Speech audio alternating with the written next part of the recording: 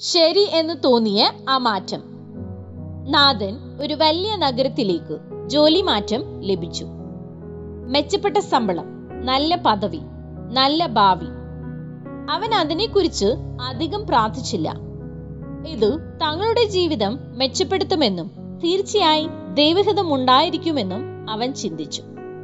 അങ്ങനെ നാഥൻ ആ ഓഫർ പെട്ടെന്ന് സ്വീകരിച്ചു. മാറ്റം കഴിഞ്ഞപ്പോൾ യാഥാർത്ഥ്യം വെളിപ്പെട്ടു.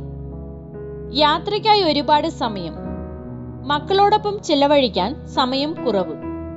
അവന്റെ ഭാര്യയ്ക്ക് ഒറ്റപ്പെടൽ അനുഭവപ്പെട്ടു.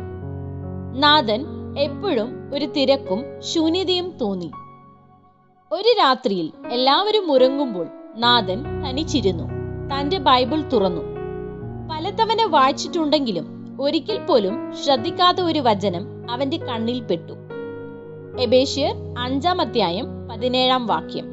അതുകൊണ്ട് നിങ്ങൾ ബുദ്ധിയില്ലാത്തവരാകാതെ കർത്താവിന്റെ ഹിതം എന്താണെന്ന് വിവേചിച്ചറിവിൻ. വേദനിപ്പിക്കുന്ന ഒരു കാര്യം നാഥൻ തിരിച്ചറിഞ്ഞു. ദൈവഹിതം എന്താണെന്ന് ചോദിക്കാതെ ശരിയെന്ന് തോന്നിയത് അവൻ തിരഞ്ഞെടുത്തു. അവൻ ആത്മാർത്ഥമായി പ്രാർത്ഥിച്ചു, കർത്താവേ, അങ്ങയെ കൂടാതെയുള്ള എന്റെ ഭാവി ഞാൻ തിരഞ്ഞെടുത്തു. ഓരോ ചുവടിലും അങ്ങയുടെ ഹിതം തേടാൻ എന്നെ പഠിപ്പിക്കണമേ.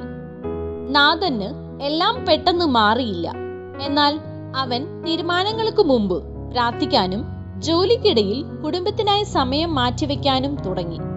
ഒടുവിൽ സമാധാനമുള്ള മറ്റൊരു ജോലി അവന് ലഭിച്ചു. അത് അത്ര വലിയ പദവി അല്ലായിരുന്നുവെങ്കിലും സമാധാനമുള്ളതായിരുന്നു. അനുഭവത്തിലൂടെ നാഥൻ ഒരു സത്യം പഠിച്ചു. ദൈവഹിതം എപ്പോഴും ഏറ്റവും വലിയ അവസരങ്ങൾ ആഹ്വാനമെന്നില്ല. എപ്പോഴും അത് സമാധാനവും സംതൃപ്തി നൽകുന്ന ഒന്നായിരിക്കണം. പാഠം: യുക്തിപരമായി ശരിയെന്ന് തോന്നുന്ന എല്ലാം ദൈവഹിതം ആഹണമെന്നല്ല. നമ്മൾ സത്യസന്ധമായി തീരുമാനിക്കാതെ ദൈവത്തിന്റെ വഴി തേടുമ്പോഴാണ് യഥാർത്ഥ ജ്ഞാനം ഉണ്ടാകുന്നത്.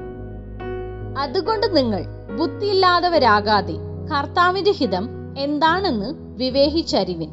എബേസ്യർ 5:17.